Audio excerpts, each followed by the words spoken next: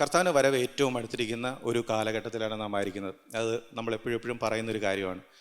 അതിനായിട്ട് നമ്മൾ ഒരുങ്ങുവാനും അതിനായിട്ട് നമ്മുടെ ജീവിതത്തെ ക്രമീകരിക്കുവാനും നമ്മൾ ഒരുപാട് പ്രയോറിറ്റി അല്ലെങ്കിൽ ഒരുപാട് ഇമ്പോർട്ടൻസ് കൊടുക്കേണ്ട ഒരു സമയത്താണ് നമ്മളായിരിക്കുന്നത്.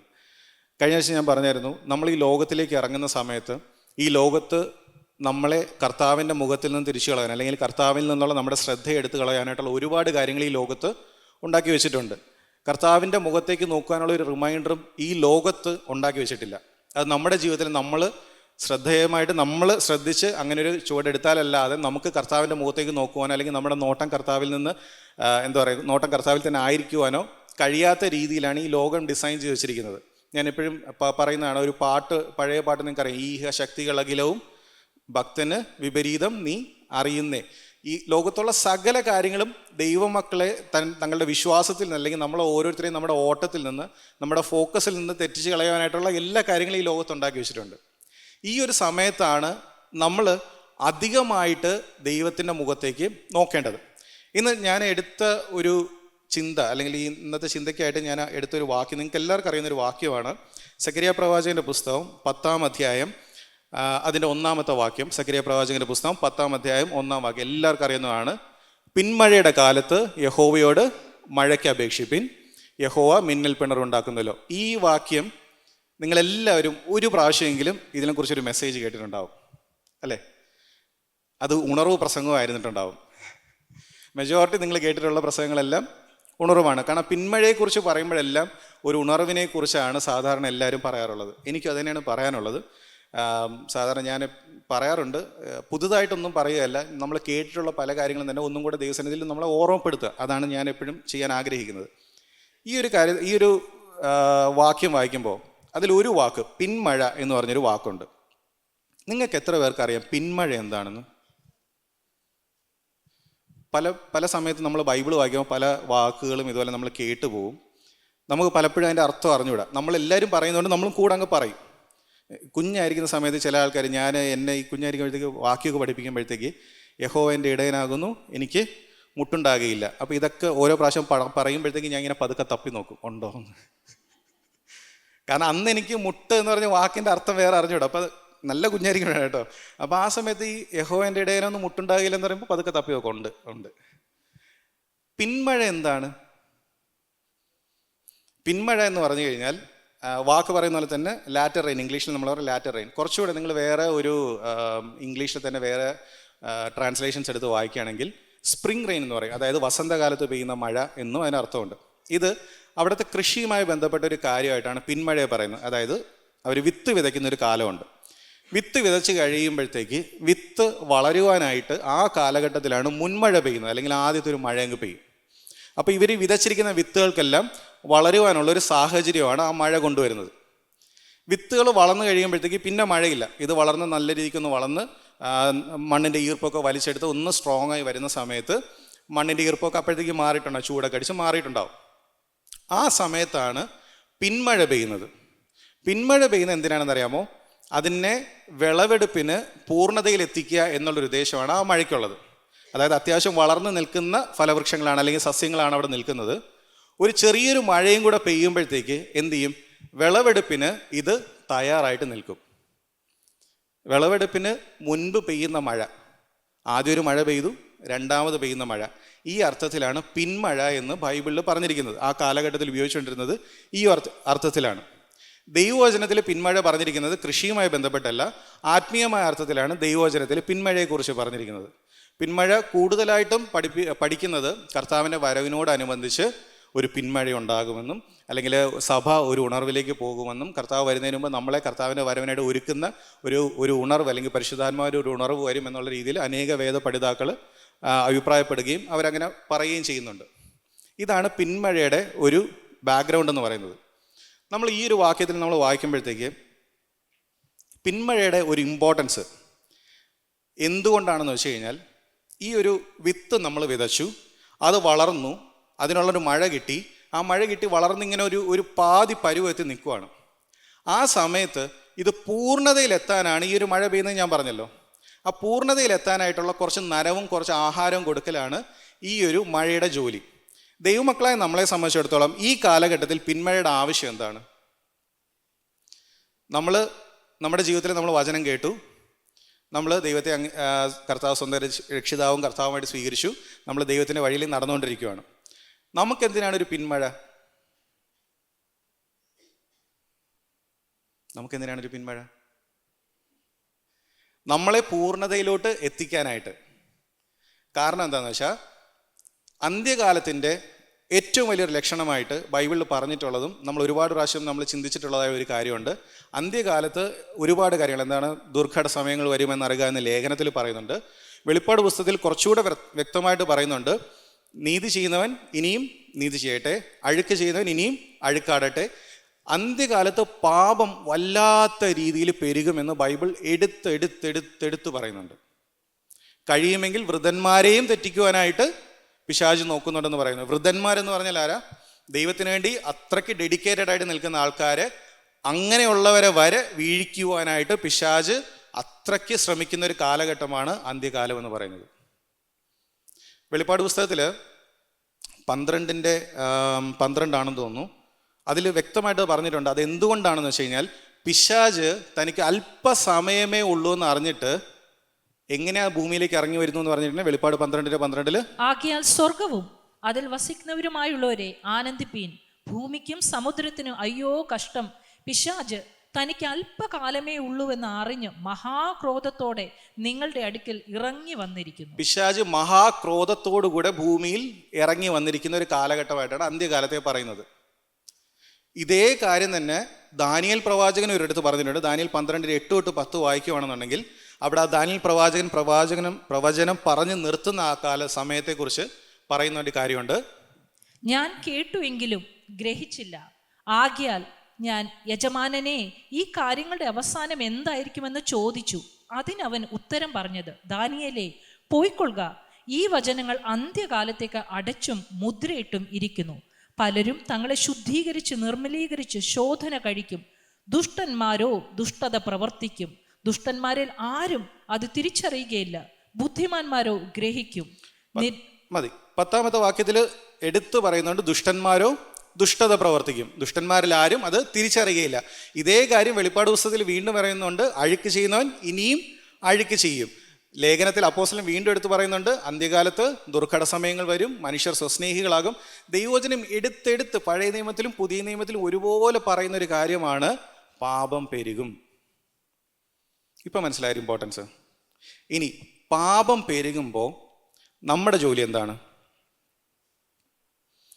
2 രീതിയിൽ നമുക്ക് ചിന്തിക്കാം. പാപം പെരുകുമ്പോൾ നമുക്ക് പാപം ചെയ്യാതെ നമുക്ക് ദൈവ വഴിയിൽ നമുക്ക് നടക്കാം എന്നുള്ളത് ഒന്ന്. പാപം അത്രയും പെരുകുമ്പോൾ ഞാൻ ദൈവത്തോട് എത്രത്തോളം അടുക്കണം? ഞാൻ ഇന്നലെ നിന്ന അതേ വിശുദ്ധിയിൽ, അല്ലെങ്കിൽ ഞാൻ ഇന്നലെ ദൈവവുമായിട്ടുണ്ടായിരുന്ന അതേ ബന്ധത്തിൽ ഞാൻ ഇന്ന് നിന്നാൽ ഇന്ന് എനിക്ക് ലോകത്തെ ജയിക്കാൻ പറ്റുമോ? നിങ്ങളും ചിന്തിച്ചു നോക്കിയേ, കുറച്ച് കാലഘട്ടങ്ങൾക്ക് മുമ്പ് ദൈവമനുഷ്യർ അല്ലെങ്കിൽ ദൈവസഭ എത്ര കാര്യങ്ങളെ സഭയിൽ നിന്ന് പുറത്താക്കിയിട്ടുണ്ടായിരുന്നു. ഇന്ന് ഓരോ കാലഘട്ടം കഴിയുമ്പോഴത്തേക്ക് ഒരുപാട് കാര്യങ്ങൾ അകത്തേക്ക് കയറി വരിക. ഇന്ന് സഭയിൽ നിങ്ങൾ ചുറ്റും നോക്കിക്കഴിഞ്ഞാൽ എന്തൊക്കെ കാര്യങ്ങൾ നിങ്ങൾക്ക് കാണാൻ പറ്റും. ഞാൻ ഈ ഫേസ്ബുക്കും ഇൻസ്റ്റാഗ്രാമൊക്കെ ഉപയോഗിക്കുന്ന ആൾക്കാർക്കറിയാം, ഓരോ ദിവസം രാവിലെ നിങ്ങൾ തുറന്നു നോക്കുമ്പോഴത്തേക്ക് വെറൈറ്റി ആയിട്ടുള്ള ഉപദേശങ്ങളാണ് വരുന്നത്. ഇതൊക്കെ എവിടെ നിന്നാണ് വരുന്നതെന്ന് ആർക്കും അറിയണ്ട. ദൈവത്തിനെങ്കിലും അറിയാമെന്ന് എനിക്കറിയത്തില്ല. ഇതൊക്കെ എവിടെ നിന്നാണ് ഇവർ ഈ ഉപദേശങ്ങളൊക്കെ കണ്ടുപിടിച്ചുകൊണ്ട് വരുന്നതെന്ന് ആർക്കും അറിയത്തില്ല. എങ്ങനെ ദൈവവചനത്തെ കോട്ടിക്കളയാം, എങ്ങനെ മനുഷ്യനെ പാപത്തിലേക്ക് നയിക്കാം, എങ്ങനെ മനുഷ്യനെ ദൈവത്തിങ്കിലേക്ക് അകറ്റാം, ഇതിന് റിസർച്ച് ചെയ്തുകൊണ്ടിരിക്കുകയാണെന്നാണ് തോന്നുന്നത്. അതിനും മാത്രം ഉപദേശങ്ങൾ ദൈവവചനം എന്നുള്ള പേരിൽ നമ്മുടെ എല്ലാവരുടെയും വീടുകളിലോട്ടും നമ്മുടെ മൊബൈലിലോട്ടും നമ്മുടെ കമ്പ്യൂട്ടറിലോട്ടും എല്ലാം അയച്ചുകൊണ്ടിരിക്കുക, ഒരുപാട് സ്ഥലങ്ങളിൽ നിന്ന്. ഇതിനെ നമുക്ക് എങ്ങനെ ജയിക്കാൻ പറ്റും? നമ്മൾ ലോകത്തിലേക്ക് ഇറങ്ങുന്ന സമയത്ത് നമ്മൾ ഒരു പഴയ നിയമത്തിലൊരു ഭാഗം പറഞ്ഞു കഴിഞ്ഞാൽ എനിക്ക് തോന്നുന്നു കുറച്ചുകൂടെ നിങ്ങൾക്കത് മനസ്സിലാവുമായിരിക്കും. പഴയ നിയമത്തിൽ 2 ദിനവൃത്താന്തത്തിലാണ്, ഞാൻ ആ ഭാഗത്തിലോട്ട് പോകുന്നില്ല. 2 ദിനവൃത്താന്തത്തിൽ ഒരു രാജാവിൻ്റെ കഥ പറയുന്നുണ്ട്. നിങ്ങൾക്ക് അറിയാവുന്ന ആളായിരിക്കും, ശലോമോൻ രാജാവിൻ്റെ മോൻ. ശലോമോൻ രാജാവൻ മരിച്ചു കഴിഞ്ഞ സമയത്ത് അദ്ദേഹത്തെ പിടിച്ച് രാജാവാക്കിയത്. ഇദ്ദേഹത്തെ രാജാവാക്കിയ സമയത്ത് യെരോബെയാം എന്ന് പറഞ്ഞ ഒരാൾ, അദ്ദേഹം ഇസ്രായേലിലെ പ്രമുഖന്മാരെയൊക്കെ കൂട്ടിക്കൊണ്ട് രാജാവിനെ കാണാൻ വരും. രാജാവിനെ കാണാൻ വരുമ്പോൾ ഒരു കാര്യമാണ് അഭ്യർത്ഥിക്കുന്നത്. നിൻ്റെ അപ്പൻ, അതായത് ശലോമോൻ രാജാവ്, ഒരുപാട് ഭാരം ഞങ്ങളുടെ പുറത്ത് വെച്ചിട്ടുണ്ട്. ആ ഭാരങ്ങളെല്ലാം നീ ഒന്ന് മാറ്റിത്തരണം. എന്നിട്ട് ഞങ്ങൾക്ക് സമാധാനമായിട്ട് ജീവിക്കാനുള്ളൊരു അവസ്ഥ ഉണ്ടാക്കി തരണം. എങ്കിൽ ഞങ്ങൾ നിൻ്റെ കൂടെ നിൽക്കാം. ഇതായിരുന്നു അവരുടെ റിക്വസ്റ്റ്. ഇദ്ദേഹം രാജ്യഭാരം ഏറ്റെടുക്കുന്നേ ഉള്ളൂ. ഇദ്ദേഹം ആദ്യം ചെയ്തതെന്ന് വെച്ച് കഴിഞ്ഞാൽ, അപ്പൻ്റെ കൂടെ അപ്പനെ ഉപദേശിച്ച് കറക്റ്റ് ആലോചന പറഞ്ഞു കൊടുത്തിരുന്ന നല്ല പ്രായമായ കുറേ പേരുണ്ടായിരുന്നു. അവരോട് പോയി ചോദിക്കും, ഇങ്ങനെ കുറച്ച് പേരൊന്ന് ചോദിക്കുന്നുണ്ട്, ഞാൻ എന്ത് ചെയ്യണം? അപ്പോൾ അവർ പറയും, അത് നീ ഇങ്ങനെ പറയണം. അവരുടെ അടുത്ത് പറയണം, ശരി, നിങ്ങൾ പറഞ്ഞതുപോലെ നിങ്ങളുടെ ഭാരങ്ങളൊക്കെ തൽക്കാലം മാറ്റി നിങ്ങൾക്ക് സാവധാനമായിട്ട് നിങ്ങൾക്ക് കച്ചവടം ചെയ്യാനും നിങ്ങൾക്ക് ജീവിക്കാനുള്ള ഒരു സാഹചര്യം ഞാൻ ഉണ്ടാക്കി തരാം എന്ന് നീ അവരോട് പറയണം. കാരണം ജനങ്ങൾ നിൻ്റെ കൂടെ ഇപ്പം നിൽക്കുക എന്നുള്ളത് നിൻ്റെ ആവശ്യമില്ല, രാജാവായിട്ടല്ലേ ഉള്ളൂ. അപ്പം ജ്ഞാനികളായിട്ടുള്ള കുറച്ച് വൃദ്ധന്മാരായവർ രാജാവിന് പറഞ്ഞു കൊടുക്കും, നീ ഇത് വേണം പറയാൻ. ഇപ്പോൾ കേട്ടിട്ട് പറഞ്ഞു, ശരി, ഓക്കെ, കൊള്ളാം, നല്ല ഉപദേശം. എന്നിട്ട് നേരെ ഇദ്ദേഹം രാജാവ് പുറത്തിറങ്ങിയിട്ട് കൂട്ടുകാരെയൊക്കെ വിളിച്ചിട്ട് ചോദിച്ചു, എടാ ഇവരിങ്ങനെയൊക്കെ പറയുന്നുണ്ട്, ഞാൻ എന്തോ പറയണം? അപ്പോൾ ഇവർ പറഞ്ഞു, നീ അങ്ങനെയൊന്നും പറയരുത്. നീ പറയണം, എൻ്റെ അപ്പം ചെയ്തതിനേക്കാളും ഇരട്ടി ഭാരം ഞാൻ നിങ്ങളുടെ പുറത്ത് വയ്ക്കും. കാരണം ഇവർ പറഞ്ഞ എന്തുകൊണ്ടായിരിക്കും? നിങ്ങളെന്നെ ആലോചിക്കേ. എടാ രാജാവ് എന്ന് പറഞ്ഞാൽ അവർക്കൊരു പേടി വേണം. നീ വന്ന ഉടനെ കാര്യങ്ങളൊക്കെ ചെയ്തു കൊടുത്തു കഴിഞ്ഞാൽ അവർക്ക് നിൻ്റെ പുറത്തുള്ള പേടിയൊക്കെ അങ്ങ് പോവും. അതുകൊണ്ട് നീ വിട്ടുകൊടുക്കരുത്. ഇത് കൂട്ടുകാർ പറഞ്ഞു. ഈ രാജാവ്, നിങ്ങൾക്ക് ആ ഭാഗം നിങ്ങളെല്ലാവരും വായിച്ചിട്ടുണ്ടെന്ന് നിങ്ങൾക്കറിയാം. രാജാവ് ഏതാ കേട്ടത്? കൂട്ടുകാർ പറഞ്ഞ ഉപദേശം കേട്ടു. കൂട്ടുകാർ പറഞ്ഞ ഉപദേശം കേട്ടിട്ട് പോയിട്ട് അവരുടെ അടുത്ത് പറഞ്ഞു, ഞാൻ ഇരട്ടി ഭാരമാണ് നിങ്ങളുടെ പുറത്തോട്ട് വയ്ക്കാൻ പോകുന്നത്. അതിൻ്റെ പിന്നീട് നടന്ന സംഭവങ്ങൾ നിങ്ങൾക്കറിയാം. രാജ്യം രണ്ടായിട്ട് മൊത്തത്തിൽ പിരിഞ്ഞതും പിന്നീട് ഇവർ തമ്മിൽ യുദ്ധത്തിന് പോകുന്നതും, അങ്ങനെ ഒരുപാട് കാര്യങ്ങൾ അതിനെ തുടർന്ന് സംഭവിക്കുന്നുണ്ട്. 2 ഉപദേശങ്ങൾ. ഒന്ന്, ജ്ഞാനമുള്ളവർ പരിചയമുള്ളവർ പറഞ്ഞു കൊടുത്ത ഉപദേശം. 2, ആ കാലഘട്ടത്തിലെ ട്രെൻഡിനനുസരിച്ച് വന്ന ഉപദേശം. മനസ്സിലാവുന്നുണ്ടോ?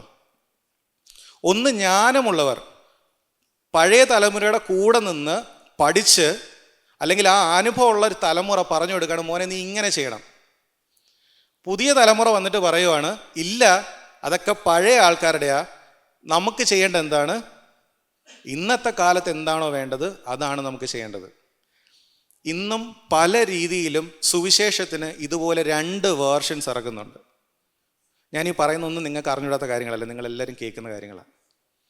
പക്ഷേ സുവിശേഷം, ദൈവവചനം കാലഘട്ടത്തിനനുസരിച്ച് മാറിക്കൊണ്ടിരിക്കില്ല. എഴുതപ്പെട്ടതാ. ദൈവം നമ്മോടൊരിക്കൽ സംസാരിച്ചതാ. വിശുദ്ധീകരണം എന്ന് പറഞ്ഞാൽ വിശുദ്ധീകരണം തന്നെയാണ്. വേർപാടെന്ന് പറഞ്ഞാൽ വേർപാട് തന്നെയാണ്. ഈ ഒരു പ്രോസസ്സിൽ നിന്ന് നമ്മൾ അറിഞ്ഞോ അറിയാതെയോ എവിടെയെങ്കിലും പിന്മാറിപ്പോയിട്ടുണ്ടെങ്കിൽ, എവിടെയെങ്കിലും മാറിപ്പോയിട്ടുണ്ടെങ്കിൽ, ദൈവത്തിൻ്റെ വരവിൽ നാം നഷ്ടപ്പെടാതിരിക്കാൻ വേണ്ടിയാണ് ഒരു പിന്മഴയെ ദൈവം അയക്കുന്നത്. ക്ലിയർ ആയോ? ദൈവം പിന്മഴ അയക്കുന്നത് ദൈവം ആരെന്ന് കാണിക്കാനോ ദൈവത്തിന് ഇവിടെ എന്തെങ്കിലും അത്ഭുതങ്ങളെ ചെയ്യാനല്ല, എന്നെയും നിങ്ങളെയും ഓർത്തിട്ടാണ് ദൈവം പിന്മഴ അയക്കുന്നത്. നാം നഷ്ടപ്പെട്ടു പോകാതിരിക്കാനാണ് പിന്മഴ അയക്കുന്നത്. ഇനി ഒരു കാര്യം ഞാൻ പെട്ടെന്ന് പറഞ്ഞിട്ട് ഞാൻ അടുത്ത പോയിന്റിലോട്ട് പോവാം. പിന്മഴ എന്ന് പറഞ്ഞാൽ മഴയാണല്ലോ. ഒരു നിലം ഇവിടെ എല്ലാം ഒരുക്കി വെച്ചിരിക്കുകയാണ്. ആ നിലത്ത് 2ആയിട്ട് നിങ്ങൾ തിരിക്കുക.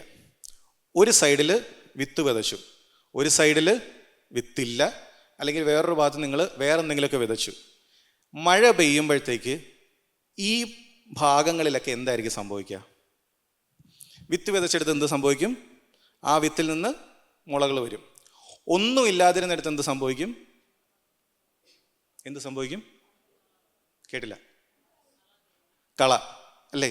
നിങ്ങൾക്ക് വീടും സ്ഥലങ്ങളൊക്കെ ഉള്ള ആൾക്കാർക്കറിയാം, ഈ കൃഷി നടത്തണമെങ്കിൽ നിങ്ങളൊരു വിത്ത് കൊണ്ട് നട്ട് അതിനെ പരിപാലിച്ച് ഒരുപാട് എഫേർട്ട് ഇട്ടാലാണ് ഒരു ചെടി ഒന്ന് വരിക, അതിനകത്തുനിന്നൊരു കായ കിട്ടുക. നിങ്ങളൊന്നും ചെയ്തില്ലെങ്കിലും പുല്ലെല്ലായിടത്തും വന്നോളും അല്ലേ? ഒന്നും ചെയ്യണ്ട, നിങ്ങൾ വെള്ളം ഒഴിക്കേണ്ട, ഒന്നും ചെയ്യേണ്ട, തിരിഞ്ഞു നോക്കണ്ട, ചവിട്ടിയാൽ പോലും പുല്ലവിടെ നിന്നോളും, അതിനൊരു പരാതിയില്ല. പക്ഷെ ഒരു ഫലമുള്ളൊരു ചെടി വേണമെങ്കിൽ അതിന് എന്തോരം കെയർ കൊടുക്കണം അല്ലേ? മഴ പെയ്യുമ്പോഴത്തേക്ക് എൻ്റെ പിന്മഴ പെയ്യുമ്പോൾ എൻ്റെ ഉള്ളിൽ നിന്ന് ദൈവം ആഗ്രഹിക്കുന്ന ഫലം ഉണ്ടാവണമെങ്കിൽ ആ നിലത്ത് എന്ത് വേണം? വിത്ത് വേണം. 3 കാര്യങ്ങൾ ഞാൻ പെട്ടെന്നൊന്ന് പറഞ്ഞിട്ട് ഞാൻ എൻ്റെ ഒരു ചിന്ത നിർത്താം.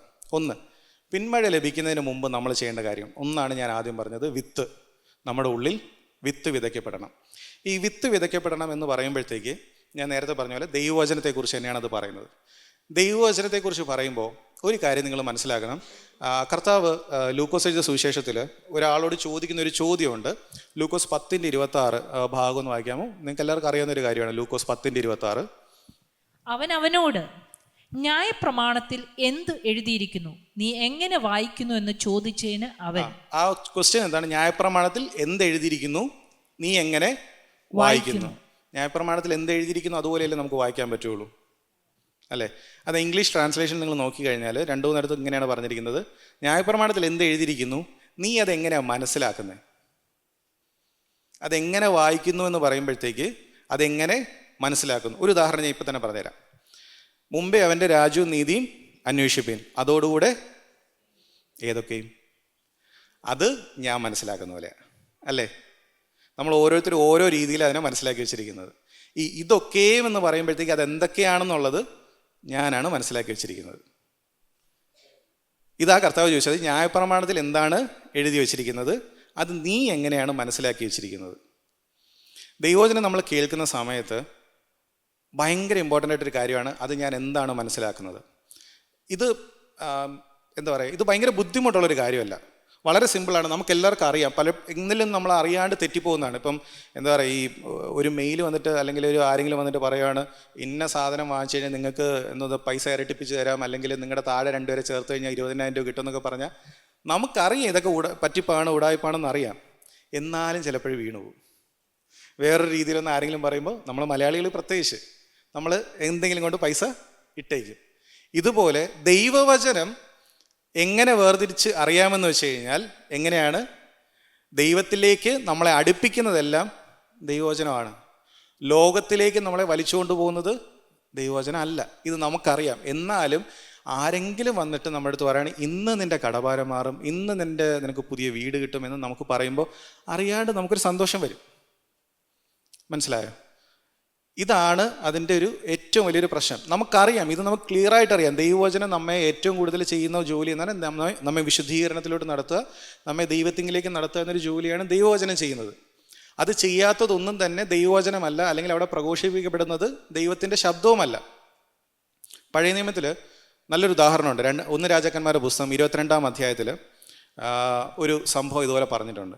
ഒരു രാജാവ്, യഹോശാഫാത്ത് എന്ന് പറയുന്നത്, ഇസ്രായേൽ രാജാവും യഹോശാഫാത്തും കൂടെ ചേർന്ന് ഒരു യുദ്ധത്തിന് പോവാണ്. അപ്പോൾ ഈ ഇസ്രായേൽ രാജാവ് എന്ന് പറയുന്നത് ആഹാബാണ്. അദ്ദേഹം യുദ്ധത്തിന് പോകാൻ വേണ്ടി തീരുമാനിച്ചു. ഇവർ 2 രാജാക്കന്മാരും തമ്മിൽ വളരെ അധികം സൗഹൃദത്തിൽ ഒന്നിച്ചു പോകുന്ന സമയത്ത് ഇവർ പറഞ്ഞു, നമുക്ക് ഇന്നയിടത്തോട്ട് യുദ്ധത്തിന് പോകണം, ആ സ്ഥലം നമുക്ക് പിടിച്ചടക്കണം എന്ന് തീരുമാനിച്ചിട്ട് ഒരു യുദ്ധത്തിന് പോകാൻ വേണ്ടി ഇറങ്ങുവാണ്. ഇറങ്ങുന്ന സമയത്ത് യഹോശാഫാത്ത് പറയും, അതെ നമുക്ക് ദൈവാലോചന ചോദിക്കാൻ വേണ്ടി പ്രവാചകന്മാരാരെങ്കിലും ഉണ്ടോ? അപ്പോൾ പറയും, പിന്നെ പ്രവാചകന്മാർക്കാണ് ഇവിടെ പഞ്ഞം. 400 പ്രവാചകന്മാരെ ഇവരെന്ത് ചെയ്യും? വിളിച്ചു ചേർക്കും. എത്ര? 1-2 അല്ല, 400 പ്രവാചകന്മാർ. 400 പ്രവാചകന്മാരെ വിളിച്ചു ചേർത്തിട്ട് ഇവരെടുത്ത് ആലോചന ചോദിക്കും. എല്ലാവരും 400 പേരും ഒരേ ആലോചന പറയും. എന്താണ്? രാജാവേ, യുദ്ധത്തിന് പോയിക്കൊള്ളുക, നീ കൃതാർത്ഥനാകും, ദൈവം നിന്റെ കയ്യിൽ അത് ഏൽപ്പിച്ചിരിക്കുന്നു. ഒരേപോലെ പറയും, ഒരേപോലെ, ഒരു മാറ്റവും ഇല്ല. എനിക്ക് തോന്നുന്നു അതിൻ്റെ 11-ാമത്തെ വാക്യത്തിലാണെന്ന് തോന്നുന്നു, ഒരാളൊരു പ്രൊഫറ്റിക്കൽ ആക്ട് എന്നൊക്കെ നമ്മൾ പറയുന്ന പോലെ ഒരു കാര്യം ചെയ്യും. കെനയുടെ മകനായ സിദക്കിയാവ് തനിക്ക് ഇരുമ്പ് കൊണ്ട് കൊമ്പുണ്ടാക്കി, ഇവ കൊണ്ട് നീ അരാമ്യരെ അവർ ഒടുങ്ങും വരെ കുത്തിക്കളയും എന്നിപ്രകാരം യഹോവ അരുളി ചെയ്യുന്നു എന്ന് പറഞ്ഞു. നമ്മൾ പല മീറ്റിങ്ങുകളിലും കാണാറുണ്ട് പ്രൊഫറ്റിക്കൽ ആക്ട് എന്ന് പറഞ്ഞാൽ. അതുപോലെ അദ്ദേഹം ഒരു കൊമ്പുണ്ടാക്കിയിട്ട് പറഞ്ഞു, ഇതുകൊണ്ട് നീ അവരിങ്ങനെ കുത്തിക്കളയും. ഇത്രയും കൃത്യമായിട്ട് ഇത്രയും പ്രവാചകന്മാർ എന്തു പറഞ്ഞെടുത്തു? ദൈവാലോചന പറഞ്ഞെടുത്തു. യഹോശാഫാത്ത് പറഞ്ഞു, ഇനി ആരെങ്കിലും ബാക്കിയുണ്ടോ? ദൈവാലോചന ചോദിക്കാൻ 400 പേരുടെ ആലോചന കേട്ട് കഴിഞ്ഞു, ഇനി ആരെങ്കിലും ബാക്കിയുണ്ടോ? ഒരുത്തനും കൂടെ ഉണ്ട്. അവൻ വാ തുറന്ന പ്രശ്നമാണ്. എനിക്കെതിരെ ഇന്നേ വരെ ഒരു നല്ല കാര്യം അവൻ പറഞ്ഞിട്ടില്ല. എന്നെ പറഞ്ഞു, ശരി എന്നൊരു കാര്യം ചെയ്യും, അവനെയും കൂടെ വിളിച്ചോണ്ടോ. അങ്ങനെ പ്രവാചകനെ വിളിച്ചോണ്ട് വരും. പ്രവാചകനെ വിളിക്കാൻ പോകുന്നവൻ പറയും, അതെ 400 പേരും ഒരേ കാര്യമാണ് പറഞ്ഞിരിക്കുന്നത്, നീ പോയി മാറ്റി പറയരുത് കേട്ടോ എന്ന് പറഞ്ഞ് ആ പ്രവാചകനെ വിളിച്ചോണ്ട് വരുന്നത്.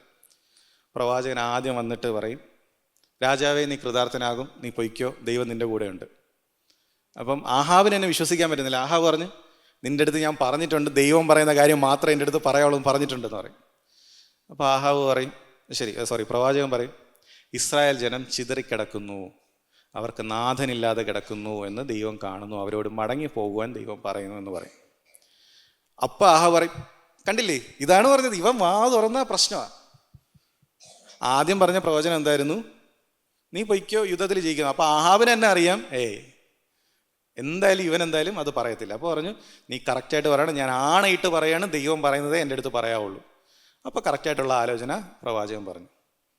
പ്രവാചകൻ പറഞ്ഞു കഴിഞ്ഞപ്പോഴത്തേക്ക് ആഹാവ് പറഞ്ഞു, നീ ഇതേ പറയുള്ളൂ എന്ന് എനിക്കറിയാമെന്ന് പറഞ്ഞപ്പോൾ പ്രവാചകൻ അടുത്ത് പറയുന്നൊരു കാര്യമുണ്ട്, നീ ദൈവത്തിൻ്റെ വചനം കേട്ടോ, എന്നിട്ട് ഞാൻ പറയുന്ന കേക്ക് എന്ന് പറഞ്ഞിട്ട് പറയും, യഹോവയുടെ സന്നിധിയിൽ ഞാനൊരു ദർശനം കണ്ടു, യഹോവയുടെ സന്നിധിയിൽ ആലോചനയ്ക്കായിട്ട് ഒരുപാട് പേര് ഇങ്ങനെ കൂടി നിൽക്കുന്നുണ്ട്.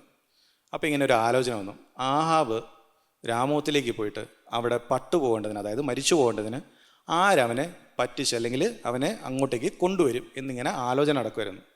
അപ്പോൾ ഒരുത്തൻ മുമ്പോട്ട് വന്നിട്ട് പറഞ്ഞു, ഞാൻ അവനെ കൊണ്ടുവരാം.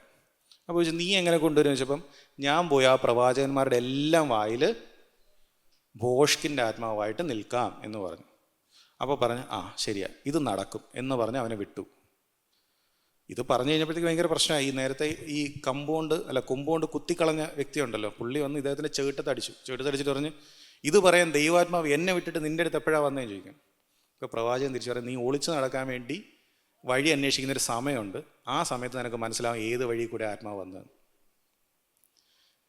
രാജാവിനെ പറഞ്ഞു പറ്റിക്കാനായിട്ട് ദൈവസന്നിധിയിൽ നിന്ന് ഒരു ആത്മാവ് വന്നു, ഭോഷ്കിൻ്റെ ആത്മാവ് വന്നിട്ട് പറഞ്ഞു, ഇതാണ് പ്രവാചകന്മാരുടെ വായിലെല്ലാം ഭോഷ്ക് പറഞ്ഞു.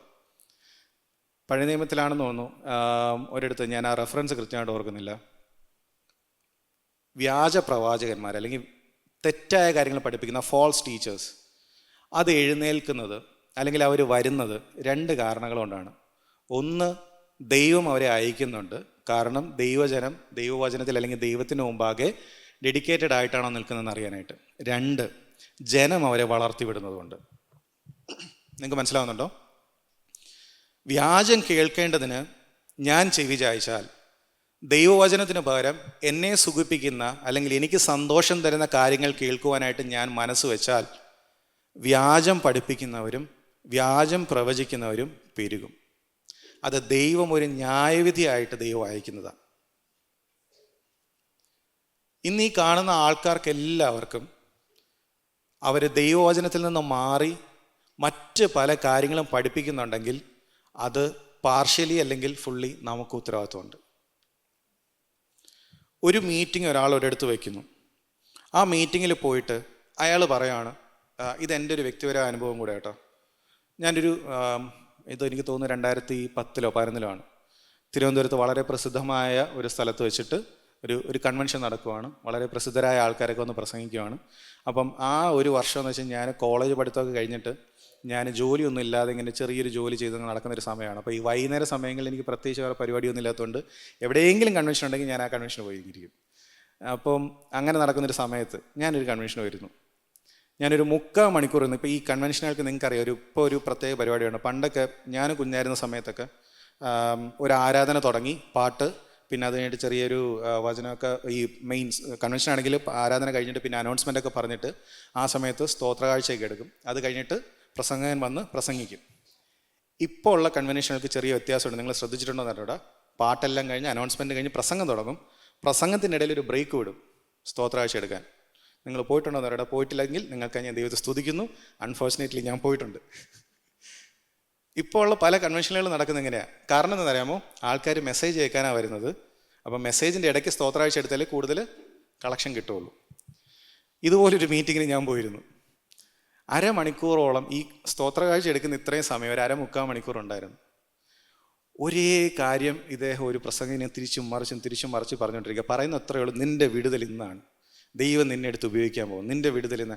ഈ സെൻറ്റൻസിന് മലയാള ഭാഷയുടെ പല പരിവേഷങ്ങൾ കൊടുത്ത് പറഞ്ഞുകൊണ്ടിരിക്കുക. അപ്പം ഞാനിങ്ങനെ ആലോചിക്കുക, ഇത് തന്നെയല്ലേ ഒരു 1/2 മണിക്കൂറായിട്ട് പറഞ്ഞുകൊണ്ടിരിക്കുന്നത്, ഒരു മാറ്റവും ഇല്ല. പക്ഷേ എൻ്റെ ചുറ്റുമുള്ള എല്ലാവരും കൈയടിച്ച് ആത്മാവിലായി ദൈവത്തെ ആരാധിക്കുന്നുണ്ടായിരുന്നു. നിങ്ങൾക്കും ഈ അനുഭവം കാണും. ദൈവമക്കളെ, നിങ്ങൾക്കൊരു പ്രശ്നമുണ്ടെങ്കിൽ, നിങ്ങൾക്ക് എല്ലാവർക്കും ഒരു പ്രശ്നം, നമുക്ക് എല്ലാവർക്കും ഓരോരോ പ്രശ്നങ്ങൾ നമ്മുടെ ജീവിതത്തിലുണ്ട്. അതിനെല്ലാത്തിനും ദൈവത്തിൻ്റെ വിടുതൽ തരുവാനും കഴിയും. അതൊരു മീറ്റിങ്ങിൽ പോയിരുന്ന് കൈയടിച്ചിട്ടാണോ പ്രാപിക്കേണ്ടത്? എൻ്റെ റൂമിൽ ദൈവസന്നിധിയിൽ ഞാൻ ദൈവത്തോടു കൂടി ഇരുന്നാണ് വിടുതൽ പ്രാപിക്കേണ്ടത്? നിങ്ങളൊന്ന് ആലോചിച്ച് നോക്കിയേ. ദൈവം എന്തായിരിക്കും നമ്മളെക്കുറിച്ച് ആഗ്രഹിക്കുന്നത്? ദൈവം നമ്മുടെ ജീവിതത്തിൽ ഒരു പ്രശ്നം തരുന്നുണ്ടെങ്കിൽ ദൈവത്തിന് അതിലൂടെ എന്തോ ഒരു കാര്യം നമ്മോട് ചെയ്യുവാനുണ്ട്, അല്ലെങ്കിൽ നമ്മോട് സംസാരിക്കാനുണ്ട്. അല്ലാതെ നിങ്ങളെ ഒരു മീറ്റിങ്ങിന് കൊണ്ടുപോയി ഇരുത്തിയിട്ട് വിടുതൽ അയക്കാനാണോ ദൈവം നിങ്ങളെ വിളിച്ചത്? വിശ്വാസത്തിൽ വന്നിട്ടില്ലാത്ത ഒരാളെ സംബന്ധിച്ചിടത്തോളം ഞാനത് സമ്മതിക്കുന്നു. കാരണം ഇതുവരെ ദൈവത്തെ അറിഞ്ഞിടാത്ത ഒരാളെ സംബന്ധിച്ചിടത്തോളം അങ്ങനെ ഒരു മീറ്റിങ്ങിൽ വരുന്ന സമയത്ത് അവിടെ വെച്ചായിരിക്കാം അദ്ദേഹം യേശു ക്രിസ്തുവിനെ കണ്ടുമുട്ടുന്നത്. അങ്ങനെയുള്ള അനേകരുണ്ട്. പക്ഷേ വിശ്വാസികളായ ദൈവമക്കളായ നമ്മൾ, രക്ഷിക്കപ്പെട്ട് സ്നാനപ്പെട്ട് ദൈവകൃപയിൽ ജീവിക്കുന്ന നമുക്ക് ഒരു മീറ്റിങ്ങിൽ പോയി നമ്മൾ കൈയടിച്ചുകൊണ്ടാണോ നമുക്ക് വിടുതലുണ്ടാകുന്നത്? അതോ ദൈവസന്നിധിയിൽ നമ്മളിരിക്കുമ്പോഴാണോ നമുക്ക് വിടുതലുണ്ടാകുന്നത്? എനിക്കൊരു പ്രശ്നം വരുമ്പോൾ ഞാനല്ലേ എൻ്റെ അപ്പൻ്റെ അടുത്ത് പോയി ചോദിക്കേണ്ട, അപ്പം ഞാൻ എന്താ ചെയ്യേണ്ടത് എന്നുള്ളത്? അല്ലാതെ ആരാധിച്ചാൽ വിടുതൽ കിട്ടുമെന്ന് പറഞ്ഞാൽ നമ്മൾ പാട്ട് പാടുമ്പോഴത്തേക്ക് അതെന്തിനാ? ഞാൻ ആരാധിക്കാൻ വേണ്ടിയാണോ കർത്താവ് പ്രശ്നം തരുന്നത്? കർത്താവ് എന്നെ ഒരു കാര്യം പഠിപ്പിക്കാൻ വേണ്ടിയാണ് പ്രശ്നം തരുന്നത്. ഞാൻ ദൈവത്തോട് അടുക്കാൻ വേണ്ടിയാണ് ഒരു പ്രശ്നം തരുന്നത്. എൻ്റെ സ്വഭാവം ഒരു പടിയും കൂടെ ഞാൻ കർത്താവിനെ പോലെ ആകാൻ വേണ്ടിയാണ് കർത്താവ് എൻ്റെ ജീവിതത്തിൽ അത് അയച്ചിരിക്കുന്നത്. എന്നെ കർത്താവിൻ്റെ വരവിന് വേണ്ടി ഒരുക്കാനായിട്ടാണ് കർത്താവ് പ്രശ്നം അയച്ചിരിക്കുന്നത്. ഞാൻ മീറ്റിങ്ങിൽ പോയിരുന്ന് കൈയടിച്ച് തുള്ളിച്ചാടി ബഹളം ഉണ്ടാക്കുമ്പോൾ എനിക്ക് വിടുതൽ തരാൻ വേണ്ടി അല്ല കർത്താവ് പ്രശ്നം അയച്ചത്. ദയവായിട്ടൊന്ന് മനസ്സിലാക്കുക. നമുക്ക് ആവേശം കൊള്ളിക്കുന്ന ഒരുപാട് കാര്യങ്ങൾ നമ്മുടെ ചുറ്റുമുണ്ട്. പക്ഷേ അതെല്ലാം ദൈവവചനമാണോ എന്നില്ല. അപ്പോസ്തലപ്രവൃത്തി 17:11 നമുക്ക് എല്ലാവർക്കും അറിയാവുന്നൊരു വാക്യമാണ്. അപ്പോസ്തലപ്രവൃത്തി 17:11 അവിടെ പ്രസംഗിച്ചത് സാധാരണക്കാരുമല്ല, അപ്പോസ്തലനായ പൗലോസാ പ്രസംഗിച്ചത്. അവർ തെസ്സലോനിക്കയിലുള്ളവരെക്കാൾ ഉത്തമന്മാരായിരുന്നു. അവർ വചനം പൂർണ്ണ ജാഗ്രതയോടെ കൈക്കൊണ്ടതല്ലാതെ അത് അങ്ങനെ തന്നെയോ എന്ന് ദിനം പ്രതി തിരുവെഴുത്തുകളെ പരിശോധിച്ചു പോന്നു. സാധാരണക്കാരുമല്ല അവിടെ പ്രസംഗിച്ചത്, അപ്പോസ്തലനാണ് പ്രസംഗിച്ചത്. അപ്പോസ്തലൻ പ്രസംഗിച്ചപ്പോഴത്തേക്ക് തിരിച്ചു പോയിട്ട് അവർ ചെക്ക് ചെയ്തു ഇയാൾ ഈ പറയുന്ന ഉള്ളത് തന്നെയാണോ എന്ന്. അത് അപ്പോസ്തലൻ എഴുതി വെച്ചിട്ടുമുണ്ട്. അല്ലാതെ തിരിച്ചു ചോദിച്ചില്ല നിനക്കൊന്നും അപ്പം എന്നെ വിശ്വാസം ഇല്ലേ എന്ന് ചോദിച്ചില്ല. അവർ എഴുതി വെച്ചു അതാണ് ദൈവജനത്തിൻ്റെ അല്ലെങ്കിൽ ഒരു ദൈവ പൈതലിൻ്റെ സ്വഭാവം. ആരെങ്കിലും പറയുന്നത് കേട്ട് അവരുടെ പുറകെ പോകുന്നതല്ല ദൈവമക്കളുടെ സ്വഭാവം. അതിനി ആരാണെങ്കിലും. ദൈവവചനത്തിൽ എന്ത് പറഞ്ഞിരിക്കുന്നു? ഇത് ആദിമസഭയുടെ കാര്യമല്ലേ പറഞ്ഞിരിക്കുന്നത്? നമുക്കത് മാതൃകയാക്കാവുന്നതാണല്ലോ. ഇവിടെ നിന്ന് ഇപ്പം ഞാൻ ഈ പറയുന്നുണ്ട്, ഇതും നിങ്ങൾ കേട്ടിട്ട് അങ്ങനെ കണ്ണടച്ച് വിശ്വസിക്കരുത്. ഇതും നിങ്ങൾ പോയിട്ട് എന്ത് ചെയ്യണം? ദൈവവചനത്തിലുണ്ടോ, ഇത് തന്നെയാണോ എന്നുള്ളത് എന്ത് ചെയ്യണം? പരിശോധിക്കണം. ഇങ്ങനെ പരിശോധിക്കണമെങ്കിൽ ആദ്യം നമ്മുടെ ജീവിതത്തിൽ എന്ത് വേണം? ദൈവവചന പഠനം, വായന, പ്രാർത്ഥന, ഇതെല്ലാം വേണം. എന്നല്ലേ നമുക്കിതിനൊക്കെ സമയം കാണുള്ളൂ. അല്ലെങ്കിൽ ഞാനിപ്പോൾ നിങ്ങൾ മാക്സിമം നിങ്ങൾക്ക് ചെയ്യാൻ പറ്റുന്നതാണ് ഞാൻ പറയുന്ന റെഫറൻസ് എഴുതിയെടുത്തിട്ട് ഈ റെഫറൻസ് ഒക്കെ കറക്റ്റ് ആണോ നോക്കാം. ഈ റെഫറൻസ് കറക്റ്റ് ഞാൻ തന്നെ വായിച്ച് കേൾപ്പിക്കുകയല്ലേ. ദൈവവചനം നിങ്ങൾ പഠിക്കുന്നുണ്ടെങ്കിൽ മാത്രമേ ഇത് തന്നെയാണോ ദൈവവചനം പറയുന്നതെന്നുള്ളത് നിങ്ങൾക്ക് അറിയാൻ പറ്റുള്ളൂ, അല്ലേ? അതുകൊണ്ട് ഒന്നാമത് ഒരു പിന്മഴ വരുന്നതിന് മുമ്പ് ആദ്യം വേണ്ടത് നമ്മുടെ ഉള്ളിൽ എന്ത് വേണം? വിത്തുകൾ വിതയ്ക്കപ്പെട്ടിട്ടുണ്ടാകണം. അത് നല്ല വിത്തായിരിക്കണം. നല്ല വിത്തല്ലെന്നുണ്ടെങ്കിൽ എന്താണോ വിതച്ചിരിക്കുന്നത് ഒരു മഴ പെയ്യുമ്പോഴത്തേക്ക് അതായിരിക്കും പൊങ്ങി വരുന്നത്. നമ്മൾ ആരാധിക്കുന്ന സമയത്ത് നമ്മൾ ദൈവവചനം നമ്മുടെ ഉള്ളിലുണ്ട്, ദൈവത്തോട് നമുക്ക് സ്നേഹം ഉണ്ടെങ്കിൽ നാം ആരാധിക്കുന്നത് ദൈവത്തോടുള്ള സ്നേഹത്തിൽ നിന്നായിരിക്കും. അല്ല എൻ്റെ ഉള്ളിൽ ലോകമാണ് നിറഞ്ഞിരിക്കുന്നുണ്ടെങ്കിൽ എനിക്ക് എന്തെങ്കിലും ലോകത്തിലെ നന്മ കിട്ടാൻ വേണ്ടിയായിരിക്കും ഞാൻ ആരാധിക്കുന്നത്. എൻ്റെ ജീവിതത്തിൻ്റെ എല്ലാ മേഖലകളിലും ഇത് സംഭവിക്കും. ഞാൻ സാധാരണ പറയുന്ന ഉദാഹരണം ഒന്നും കൂടെ പറയാം. അതിനു മുമ്പ് 2 ഉദാഹരണങ്ങൾ ചേർത്ത് പറയാം, അപ്പോഴേ കറക്റ്റ് ആവുള്ളൂ. എനിക്ക് കുറച്ച് നാൾ മുമ്പ് വരെ എനിക്ക് നല്ലൊരു പ്രശ്നമുണ്ട്. ഇപ്പോഴും ഫുള്ളായിട്ട് മാറിയെന്ന് എനിക്കറിയില്ല. എനിക്ക് എപ്പോഴെങ്കിലും ഒരു ഫിനാൻഷ്യലി ഞാനൊന്ന് ടൈറ്റ് ആയി കഴിഞ്ഞാൽ, സ്ട്രഗിൾ ആയി കഴിഞ്ഞാൽ എനിക്ക് ഭയങ്കര ടെൻഷനാണ്. എൻ്റെ കംപ്ലീറ്റ് മനസ്സമാധാനം പോകും. അപ്പോൾ എനിക്കിത് ഭയങ്കര പ്രശ്നം എന്ന് വെച്ചാൽ ഞാൻ ദൈവത്തോട് എപ്പോഴും പറയും, ഈ ഒരു പ്രശ്നം മാത്രം എനിക്ക് തരാതിരുന്നോടെ എന്നൊക്കെ ഞാൻ ചോദിച്ചിട്ടുണ്ട്. അപ്പം നമ്മുടെ സഭയിലുള്ള ഒരു അച്ചായൻ ഒരിക്കൽ എന്നെ വിളിച്ചിട്ട് അദ്ദേഹത്തിൻ്റെ ഒരു എന്താ പറയുക അനുഭവത്തിൽ നിന്ന് എൻ്റെ അടുത്ത് പറഞ്ഞു, എടാ ഈ ഫിനാൻഷ്യലി നിനക്കൊരു പ്രശ്നം വരുന്ന സമയത്ത് ടെൻഷൻ അടിക്കരുത്. എന്നിട്ട് അദ്ദേഹത്തിൻ്റെ ജീവിതത്തിലൊരു ഉദാഹരണം പറഞ്ഞു. അദ്ദേഹത്തിൻ്റെ തുടക്കകാലത്ത് ഇതുപോലെ ഒരുപാട് ഫിനാൻഷ്യൽ ടൈറ്റിൽ കൂടെയൊക്കെ പോയിക്കൊണ്ടിരുന്ന സമയത്ത് ഒരു വല്ലാത്ത കടമൊക്കെ കയറിയിരുന്ന സമയത്ത് ഭയങ്കര ടെൻഷനായിരുന്നു. ആ സമയത്ത് അദ്ദേഹം ദൈവത്തിൻ്റെ കരുത്തിൽ ഏൽപ്പിച്ചു കൊടുത്തിട്ട് പറഞ്ഞു, ഞാൻ എന്തായാലും ഇനി ടെൻഷൻ അടിക്കാൻ പോകുന്നില്ല. എനിക്ക് ടെൻഷൻ അടിക്കാനെന്ന് പറയാം, ദൈവമേ നീ എന്നെ നടത്തിയാൽ മതി, എന്തുവാണ് ഇതിനകത്ത് ഞാൻ നാണം കെടണമെങ്കിൽ ഞാൻ നാണം കെട്ടോളാം, നീ നടത്തുന്ന ഞാൻ കൂടെ നടന്നോളാം എന്നുള്ള രീതിയിൽ അദ്ദേഹം ഒരു തീരുമാനം എടുത്തു. കുറച്ച് നാളും കൂടെ ബുദ്ധിമുട്ടുണ്ടായിരുന്നു, പക്ഷെ അത് കഴിഞ്ഞിട്ട് പിന്നെ ആ ബുദ്ധിമുട്ട് വന്നിട്ടില്ല. അപ്പോൾ അദ്ദേഹം പറഞ്ഞു ഇത്രയേ ഉള്ളൂ, നമ്മൾ ടെൻഷൻ അടിക്കാൻ തുടങ്ങി കഴിഞ്ഞാൽ പിശാച് അവിടെ തന്നെ നമ്മളെ വീണ്ടും എന്ത് ചെയ്യും, അറ്റാക്ക് ചെയ്തുകൊണ്ടിരിക്കും. കാരണം പുള്ളിക്ക് മനസ്സിലായി ഇവിടെ തൊട്ട ഇവന് പ്രശ്നമാണെന്ന് മനസ്സിലായതുകൊണ്ട് അവിടെ തന്നെ നമുക്ക് വീണ്ടും വീണ്ടും അറ്റാക്ക് വന്നുകൊണ്ടിരിക്കും എന്നുള്ളത്. ഈ കഥ ഞാനിപ്പോൾ നിങ്ങളുടെ അടുത്ത് പറഞ്ഞു. ഒരു കാര്യം കൂടെ പറഞ്ഞാലേ ഇത് പൂർണ്ണമാവുള്ളൂ. ഞാൻ ഇതിനു മുമ്പ് പറഞ്ഞിട്ടുണ്ട്, നമ്മൾ ഈ സ്കൂളിൽ പഠിക്കുന്ന സമയത്ത് നമുക്കെല്ലാം കുഞ്ഞായിരിക്കുമ്പോഴത്തേക്ക് ടീച്ചർമാർ നഴ്സറിയിലൊക്കെ പഠിക്കുമ്പോൾ ഒരു ടീച്ചർമാർ കഥ പറഞ്ഞുതരും. എന്താണ്? ഒരു മരം വെട്ടുകാരൻ മരം വെട്ടാൻ പോയി, അയാളുടെ കോടാലി വെള്ളത്തിൽ പോയിട്ട് ഇയാളിങ്ങനെ വിഷമിച്ച് ചെന്നപ്പോൾ വെള്ളത്തിൽ നിന്ന് ഒരാൾ പൊങ്ങി വന്നിട്ട് ആദ്യം സ്വർണ്ണ കോടാലി കൊണ്ട് പിടിച്ചിരിക്കും. കുഞ്ഞെ നിൻ്റെ ആണോ ഇത്? അയ്യോ എൻ്റെ സ്വർണ്ണ കോടാലി അല്ല. 2 വെള്ളി കൊണ്ട് കൊടുത്തിട്ട് പറയും കുഞ്ഞെ നിൻ്റെ ആണോ? അല്ല ഇതെൻ്റെ അല്ല.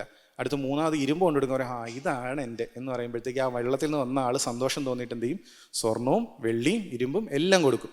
അല്ലേ? ഈ കഥ നമ്മളെല്ലാം പഠിച്ചിട്ടുണ്ട്, കുഞ്ഞിലേ പഠിച്ച. അത് കഴിഞ്ഞിട്ട് നമ്മൾ ചർച്ചിൽ സൺഡേ സ്കൂളിൽ വന്നപ്പോൾ നമ്മുടെ അടുത്ത് ശലോമോൻ്റെ കഥ പഠിപ്പിച്ചിരുന്നു. ശലോമോൻ്റെ അടുത്ത് ദൈവം ചോദിക്കും, മോനെ നിനക്ക് സമ്പത്ത് വേണോ ജ്ഞാനം വേണോ? അപ്പോൾ ശലോമോൻ പറയും എനിക്ക് ജ്ഞാനമാണ് വേണ്ടത്. അപ്പോൾ ദൈവം പറയും നിനക്ക് ഞാൻ സമ്പത്തും ജ്ഞാനവും തരാം. ഓക്കെ. അത് കഴിഞ്ഞിട്ട് പള്ളിയിൽ ഇവിടെ വന്നിരിക്കുമ്പോഴത്തേക്ക് നമ്മൾ പറയും മുമ്പേ അവൻ്റെ രാജ്യവും നീതി അന്വേഷിപ്പിൻ, അതിൻ്റെ കൂടെ ഇതൊക്കെയും കിട്ടും. നമ്മൾ ഇതെല്ലാം കോറിലേറ്റ് ചെയ്തിട്ട് നമ്മൾ പറയും ഓക്കെ, അപ്പം ദൈവത്തിന് പുറകെ പോയാൽ. ഇപ്പം ഞാൻ ഈ ആദ്യത്തെ കഥ പറഞ്ഞില്ലേ, ആ സഹോദരൻ എന്നോട് പറഞ്ഞത് നീ ടെൻഷൻ അടിച്ചു കഴിഞ്ഞാൽ അല്ലെങ്കിൽ പിശാച് നിന്നെ അവിടെ അറ്റാക്ക് ചെയ്തുകൊണ്ടിരിക്കും, അതുകൊണ്ട് നീ ടെൻഷൻ അടിക്കരുത്, ദൈവത്തിൻ്റെ കരങ്ങളിൽ ഏൽപ്പിക്കുക എന്ന് പറയുമ്പോൾ, നിങ്ങളൊരു സാധനം ദൈവത്തിൻ്റെ കരത്തിൽ കൊടുക്കുമ്പോൾ നിങ്ങളുടെ മനസ്സിലെ ഉദ്ദേശം എന്തായിരിക്കരുത്, ഞാൻ ടെൻഷൻ അടിക്കാതിരുന്നാൽ ഇനി എനിക്ക് ഈ പ്രശ്നമേ ഉണ്ടാകത്തില്ല എന്നുള്ളതല്ല. പ്രശ്നം ചിലപ്പോൾ വീണ്ടും കണ്ടിന്യൂ ചെയ്തു പോവും, പക്ഷേ ദൈവിക സമാധാനം അനുഭവിക്കാൻ പറ്റും. നമ്മുടെ ആറ്റിറ്റ്യൂഡും കറക്റ്റ് ആയിരിക്കണം. നമ്മളൊരു സാധനം ദൈവത്തിൻ്റെ കരത്തിൽ കൊടുക്കുന്ന സമയത്ത് അല്ലെങ്കിൽ ദൈവത്തോട് കാര്യം ചോദിക്കുമ്പോൾ അതിൻ്റെ ആറ്റിറ്റ്യൂഡ് കറക്റ്റ് ആയിരിക്കണം. ശലോമോൻ ചോദിച്ചപ്പോൾ ശലോമോൻ്റെ ആറ്റിറ്റ്യൂഡ് കറക്റ്റ് ആയിരുന്നു. കാരണം ചോദിച്ചെന്താണ്, കർത്താവേ ഇത് ശ്രേഷ്ഠമായൊരു ജനമാണ്, അങ്ങയുടെ ജനമാണ്, അതിനെ നയിക്കുവാനുള്ള ജ്ഞാനമാണ് എനിക്ക് വേണ്ടത്, കാരണം മറ്റെന്തിനേക്കാളും അത് വളരെ അത്യാവശ്യമാണെന്ന് ശലോമോൻ ആത്മാർത്ഥമായിട്ട് ചോദിച്ചുകൊണ്ടാണ് കർത്താവ് പറഞ്ഞത് മോനെ നിനക്ക് ജ്ഞാനവും ഉണ്ടാവും നിനക്ക് ധനവും ഉണ്ടാവും എന്ന് പറഞ്ഞത്. അല്ലാതെ ധനം കിട്ടും എന്ന് പറഞ്ഞിട്ട് ജ്ഞാനം ചോദിച്ചതല്ല. പലപ്പോഴും നമുക്ക് അങ്ങനെ ഒരു പ്രശ്നമുണ്ട്. നമ്മൾ ഇത് വേണ്ടാന്ന് പറയും. എന്തുകൊണ്ടാ വേണ്ടാന്ന് പറഞ്ഞു കഴിഞ്ഞാൽ മറ്റേ ചോദിക്കുമ്പോൾ ഇതും കൂടെ തരുമല്ലോ, അങ്ങനെയാണല്ലോ പ്രിൻസിപ്പിൾ. അല്ല, അങ്ങനെയല്ല പ്രിൻസിപ്പിൾ.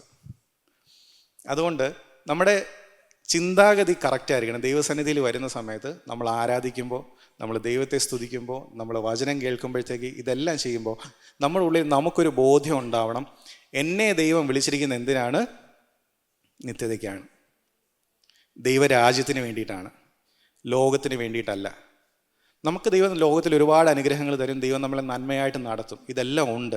നമുക്ക് എന്തെങ്കിലും പ്രശ്നം ഉണ്ടെങ്കിൽ നമുക്ക് പോയി ചോദിക്കാൻ വേറെ ആരുമില്ല. നമുക്ക് കർത്താവിൻ്റെ അടുത്തേ പോകാൻ പറ്റത്തുള്ളൂ, വേറെ ആരെങ്കിലും പോകാൻ പറ്റും? ഇല്ല, ദൈവത്തിൻ്റെ അടുത്തേ പോകാൻ പറ്റത്തുള്ളൂ. നമുക്കൊരു രോഗം ഉണ്ടെങ്കിൽ കർത്താവിൻ്റെ അടുത്തേ പോകാൻ പറ്റത്തുള്ളൂ. എന്ത് സംഭവിച്ചാലും നമുക്ക് പോകാൻ ഒരു സ്ഥലമുള്ളൂ, കർത്താവിൻ്റെ അടുത്ത്. നമുക്ക് അവിടെയാണ് നമുക്ക് വിടുതലുള്ളത്, അവിടെയാണ് നമുക്ക് സൗഖ്യമുള്ളത്, അവിടെയാണ് നമുക്ക് മറുപടികളുള്ളത്. ഇതെല്ലാം സത്യമാണ്. പക്ഷേ ഇതിലൂടെ ദൈവം ചെയ്തെടുക്കാൻ ആഗ്രഹിക്കുന്നത് എനിക്കൊരു പനി വന്നു എനിക്ക് സൗഖ്യം തന്നു എന്ന് നാളെ ഞാൻ ഇവിടുന്ന് സാക്ഷി പറയണം എന്നുള്ളതല്ല ദൈവം ആഗ്രഹിക്കുന്നത്. ആ പനിയിലൂടെ ആ പ്രശ്നത്തിലൂടെ ഞാൻ ദൈവത്തിനേക്ക് കൂടുതൽ അടുക്കണം എന്നുള്ളത് ദൈവം ആഗ്രഹിക്കുന്നത്. ക്ലിയർ ആയല്ലോ? ഓക്കെ. ഇതാണ് എനിക്ക് ഒന്നാമത് പറയാനുള്ള പോയിന്റ്. രണ്ടാമത് പിന്മഴയുടെ കാര്യം പറഞ്ഞു. ആദ്യം മഴ പെയ്യുന്നതിന് മുമ്പ് നമ്മുടെ ഉള്ളിൽ വിത്തുകൾ ഉണ്ടാവണം, അത് ഉണ്ടെങ്കിലേ മഴ പെയ്യുമ്പോഴത്തേക്ക് ഇത് മുളച്ചു വരുള്ളൂ. 2, ഒരു മുൻമഴയുടെ അനുഭവം ഉള്ളവരായിരിക്കണം. കാരണം പിന്മഴ പെയ്യുമ്പോഴത്തേക്കല്ല ഇത് മുളച്ചു വരേണ്ടത്, പിന്മഴയിൽ എന്താണ്? പൂർണ്ണതയിലേക്കാണ് വരേണ്ടത്.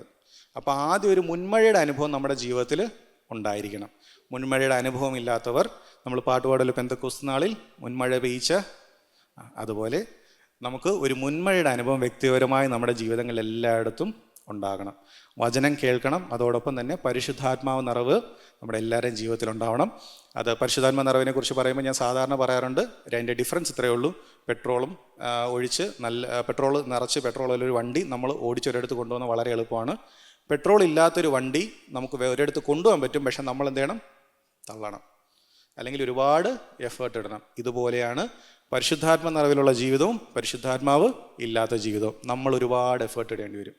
കുറച്ച് കഴിയുമ്പോൾ നമുക്ക് മടുക്കും, കുറച്ച് കഴിയുമ്പോൾ നമ്മൾ ക്ഷീണിക്കും, നമ്മൾ നിർത്തിയിട്ട് പറയും കുറച്ച് കഴിഞ്ഞിട്ട് ഞാൻ വന്ന് നോക്കാം, ഇല്ലെങ്കിൽ ഞാൻ വേറെ എന്തെങ്കിലും പരിപാടി നോക്കട്ടെ എന്ന് പറഞ്ഞ് നമ്മൾ പോവും. അതുകൊണ്ട് പരിശുദ്ധാത്മ നിറവ് പ്രാപിക്കുക. അതിനും നിങ്ങൾ നേരത്തെ ഞാൻ പറഞ്ഞാൽ നിങ്ങൾ ഏതെങ്കിലും മീറ്റിങ്ങിൽ പോയിട്ട് ആരും കൈവയ്ക്കുകയെന്ന് വേണ്ട. നിങ്ങളുടെ റൂമിനകത്തിൽ നിങ്ങൾ പ്രാർത്ഥിച്ചാൽ മതി. ഞാനും അങ്ങനെ തന്നെയാണ് പരിശുദ്ധാത്മാഭിഷേകം കിട്ടിയത്. ഞാൻ 7ാം ക്ലാസ്സിലാണ് സ്നാനപ്പെടുന്നത്. എനിക്ക് പരിശുദ്ധാത്മാഭിഷേകം കിട്ടുന്നത് ഞാൻ ജോലിക്കൊക്കെ കയറി കുറേ വർഷങ്ങൾക്ക് ശേഷമാണ്. കാരണം എനിക്കും കുറച്ച് പ്രശ്നങ്ങളൊക്കെ ഉണ്ടായിരുന്നു. കാരണം ഞാൻ ഈ ആരാഴ്ച കൊണ്ടൊക്കെ ഇരിക്കുമ്പോഴത്തേക്ക് എൻ്റെ നാക്കിൽ വേറെ എന്തെങ്കിലുമൊക്കെ വന്ന് ഞാൻ പെട്ടെന്ന് കണ്ണു തുറന്നിട്ട് ഇതെന്താ സംഭവിച്ചപ്പോൾ എന്ന് പറഞ്ഞ് എനിക്ക് ഭയങ്കര പ്രശ്നമായിരുന്നു. അത് ഒരുപാട് നാൾ പ്രാർത്ഥിച്ചു, എനിക്ക് വേണ്ടി ഒരുപാട് പേര് പ്രാർത്ഥിച്ചു. അങ്ങനെ അവസാനം ഒരു ദിവസം ഞാൻ റൂമിലിരുന്ന് പ്രാർത്ഥിച്ചുകൊണ്ടിരുന്നപ്പോഴാണ് ഞാൻ ആത്മാവിൽ നിറഞ്ഞത്. അതുകൊണ്ട് അതൊന്നും ആർക്കും കിട്ടാതെയല്ല. കുറച്ച് വർഷങ്ങളൊക്കെ നല്ല ഡിലേ ഉണ്ടായിരുന്നു. ഞാൻ കുറേ കരഞ്ഞിട്ടുണ്ട്, ദൈവത്തെ കുറേ വഴക്കുണ്ടാക്കിയിട്ടുണ്ട്. ഞാൻ പറഞ്ഞു എനിക്കിനി വേണ്ട എന്നൊക്കെ പറഞ്ഞിട്ടുണ്ട്. അങ്ങനെയൊക്കെ ഒരുപാട് പരിപാടികൾ ഞാൻ ചെയ്തിട്ടുണ്ട്. അതെല്ലാം ദൈവം കരുണ കാണിച്ചുകൊണ്ടാണ് കേട്ടോ. അതുകൊണ്ട് ദൈവം എനിക്കും അഭിഷേകം തന്നു. അതുകൊണ്ട് നിങ്ങൾ പേടിക്കേണ്ട ആവശ്യമൊന്നുമില്ല. നിങ്ങൾക്ക് കിട്ടിയിട്ടില്ലെങ്കിൽ ദൈവത്തോട് ചോദിക്കുക. അത് പുതിയ നിയമസഭയുടെ വാഗ്ദത്തമാണ്. ദൈവം നമുക്ക് ഓരോരുത്തർക്കും തരും. അതിന് നിങ്ങൾ എങ്ങും പോകേണ്ട ആവശ്യമില്ല. ദൈവസന്നിധിയിൽ ആത്മാർത്ഥമായിട്ട് ദൈവത്തോട് ചോദിച്ചാൽ മാത്രം മതി. മുൻമഴയുടെ അനുഭവം പ്രാപിച്ചവരായിരിക്കുക. മുൻമഴയുടെ അനുഭവം ഉണ്ടെങ്കിൽ മാത്രമേ നിങ്ങൾക്ക് വളരുവാൻ സാധിക്കുകയുള്ളൂ. നിങ്ങൾ വളരുന്നത് മാത്രമല്ല, നിങ്ങളുടെ ഉള്ളിൽ നിന്ന് ഫലങ്ങൾ പുറത്തു വരികയുള്ളൂ. നിങ്ങൾ ദൈവസഭയിൽ വരുമ്പോൾ നിങ്ങൾക്ക് മറ്റുള്ളവർക്ക് പ്രയോജനമുള്ളവരായി തീരുകയുള്ളൂ. മൂന്നാമത്, നിങ്ങൾ അനുദിനം വളരുന്നവരായിരിക്കുക. നിങ്ങൾ മുൻമഴയുടെ അനുഭവം പ്രാപിച്ചവരാണ്, നിങ്ങളുടെ ഉള്ളിൽ വചനമുണ്ട്, ദൈവത്തോടുകൂടെ നിങ്ങൾ നടക്കുന്നവരാണെങ്കിൽ ആ നടപ്പ് നിങ്ങൾ എന്ത് ചെയ്യുക? കണ്ടിന്യൂ ചെയ്യുക. നിങ്ങൾ ഒരിടത്തും വെച്ച് നിങ്ങൾ എന്ത് ചെയ്യരുത്? തളർന്നു പോകരുത്. നിങ്ങൾ തിരിഞ്ഞു നോക്കരുത്. ശത്രുവിനെതിരെ ദിനം പ്രതി പോരാടണം. പ്രലോഭനങ്ങളോട് നമ്മൾ വിട്ടോടണം. കഷ്ടതകളല്ല, ബുദ്ധിമുട്ടുകൾ എന്തെങ്കിലും വരുമ്പോൾ അതിനോട് എതിർത്ത് നിൽക്കണം. ഈ ഒരു പ്രോസസ്സ് നമ്മൾ കണ്ടിന്യൂ ചെയ്തുകൊണ്ടേയിരിക്കണം. എഫെസ്യർക്കെഴുതിയ ലേഖനത്തിൽ 6-ാം അധ്യായത്തിൻ്റെ അവസാന ഭാഗങ്ങളോട്ട് വരുമ്പോൾ നമുക്കറിയാലോ, ഒടുവിൽ കർത്താവിലും അവൻ്റെ അമിതബലത്തിലും ശക്തിപ്പെടുവിനെന്ന് പറഞ്ഞിട്ട് കണ്ടിന്യൂസ്ലി താഴോട്ട് ഓരോരോ കാര്യങ്ങൾ പറഞ്ഞു വരുന്നുണ്ട്. അതിന് അർത്ഥം ഇത്രയേ ഉള്ളൂ, നമ്മളൊരു യുദ്ധത്തിലാണ്. ആ യുദ്ധം നമ്മൾ ചെയ്തേ പറ്റുള്ളൂ. നിങ്ങൾ വിശ്വാസത്തിലേക്ക് വന്ന സമയത്ത് നിങ്ങളുടെ അടുത്ത് ആരും അത് പറഞ്ഞിട്ടില്ലെങ്കിൽ എന്തോ പ്രശ്നമാണ്. അത് പറയേണ്ടതായിരുന്നു. കാരണം നമ്മളെ വിളിച്ചിറക്കിയത് ഒരു യുദ്ധത്തിലോട്ടാണ്. പക്ഷേ ഈ യുദ്ധം നമ്മൾ നമ്മുടെ ബലത്തിൽ ചെയ്യേണ്ട കാര്യമല്ല. കാരണം നമ്മുടെ ബലത്തിൽ ഒരിക്കലും ഈ യുദ്ധം നമ്മളെന്ത് ചെയ്യത്തില്ല? ജയിക്കത്തില്ല. നമുക്ക് മുന്നിൽ നമുക്ക് യുദ്ധം നയിക്കാൻ നമ്മുടെ കർത്താവുണ്ട്.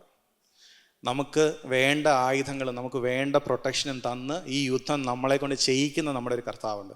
ആ കർത്താവിൻ്റെ പുറകെ വിശ്വസ്തരായിട്ട് നിന്നാൽ മാത്രം മതി. നമ്മുടെ പ്രശ്നം ഇത്രയേ ഉള്ളൂ. കർത്താവ് നമ്മളോട് പറഞ്ഞു, ശത്രുക്കളെ സ്നേഹിക്കണം, അയൽക്കാരനെ നിന്നെപ്പോലെ തന്നെ സ്നേഹിക്കണം. നമ്മൾ ഒരു പടിയും കൂടെ അപ്പുറത്ത് പോയിട്ട് പിശാചിനെയും സ്നേഹിക്കാൻ തുടങ്ങി. അയാളെ മാത്രമായിട്ട് നിന്നെ ബാക്കി വെച്ചേക്കുന്നത്. അയാളെയും ലോകത്തെയും എല്ലാവരെയും നമ്മളങ്ങ് സ്നേഹിക്കാൻ തുടങ്ങി. കർത്താവ് അത് പറഞ്ഞിട്ടില്ല. കർത്താവ് പറഞ്ഞാൽ മാത്രം മതി, അതിനപ്പുറത്തോട്ട് നമ്മൾ പോകണ്ട. അതുകൊണ്ട് പിശാചിനോട് നമുക്ക് നിരന്തരമായിട്ട് യുദ്ധമുണ്ട്. ആ യുദ്ധം നമ്മൾ ചെയ്തേ പറ്റുള്ളൂ.